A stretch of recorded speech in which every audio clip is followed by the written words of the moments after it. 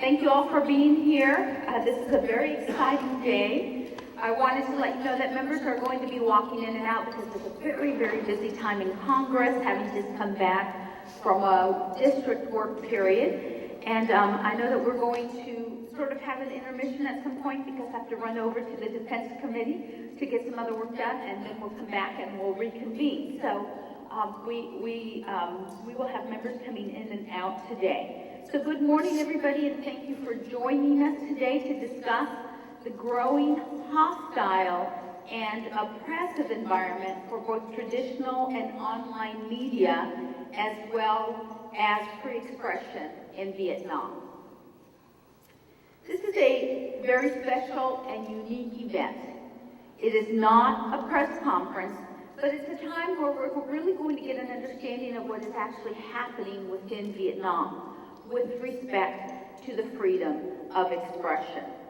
And I would like to first thank our panelists for their dedication and advocacy for basic human rights, including freedom of expression and information. We will have, of course, Dien Do, Chairman of Viet Thanh, Libby Liu, President of Radio Free Asia, Bob Dietz, Asia Program Coordinator for the Committee to Protect Journalists, and we have a delegation of bloggers and independent journalists from within Vietnam, Ms. Nguyen Thi Kim Chi, Mr. No Nhat Deng, Mr. Weir Din Ha, Mr. To Wen, Mr. Win Tong Tri, and Mr. Lee Tan Tuan. Unfortunately, three of the invitees, Mr. Wei Leng Tong, Mr. Pham Chi Dong, and Ms. Anna Nguyen Trang, were restricted by Hanoi from attending, but you will have a chance to hear from some of them later in a short video message that they have prepared for us. Freedom of expression, information, and the right to travel are all human rights. And the Vietnamese government's aggressive and unlawful tactics to restrict traveling are shameful and only worsen their reputation around the world.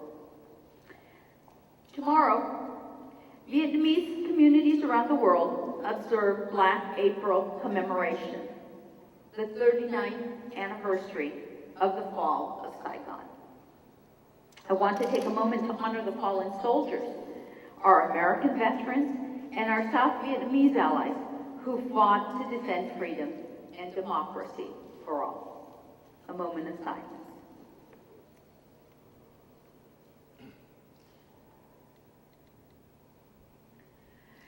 Next Saturday, May the 3rd, also marks World Press Freedom Day, a day the international community celebrates the fundamental principles of press freedom and freedom of expression. And I think the obstacles that our courageous activists faced while trying to get here today give special meaning to World Press Freedom Day.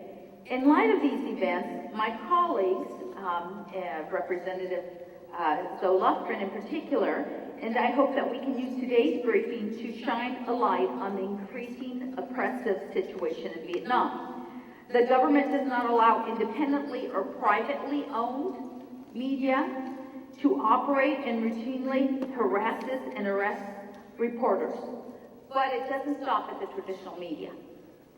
While the internet and social media have allowed Vietnamese citizens to exercise their freedom of expression, bloggers and cyber dissidents who dare to question the government's legitimacy or domestic policies are ruthlessly oppressed.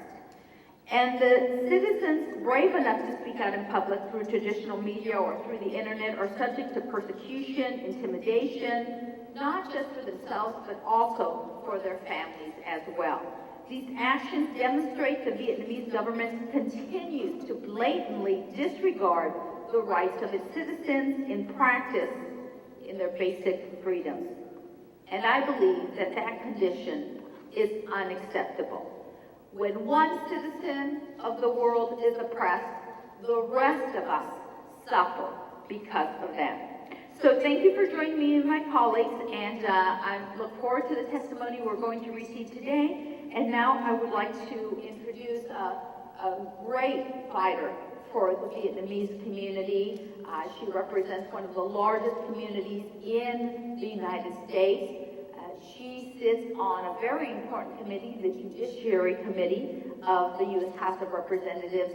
So she not only protects our civil rights here in the United States, but she is a great fighter for human rights around the world and sits as a very senior member perched on a very important committee to address these issues, in particular, the issue of freedom of the press.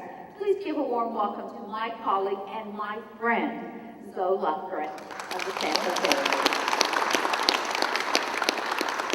Well, first, let me thank Loretta Sanchez for her activism, for the extraordinary leadership that she's provided in helping to put this day together. And we all know the leadership that she has provided over the years on human rights in Vietnam. We are co-chairs of the caucus here in the House of Representatives, and it's wonderful to share this moment with her. It's important, of course, that we think about World Press Day this coming Saturday as we proceed in this important format today. You know, we all know that human rights in Vietnam remain a dire situation, but not everybody in the United States realizes how serious is the issue of free speech and free press in that repressive country. It's worth noting that Reporters Without Borders, an independent group,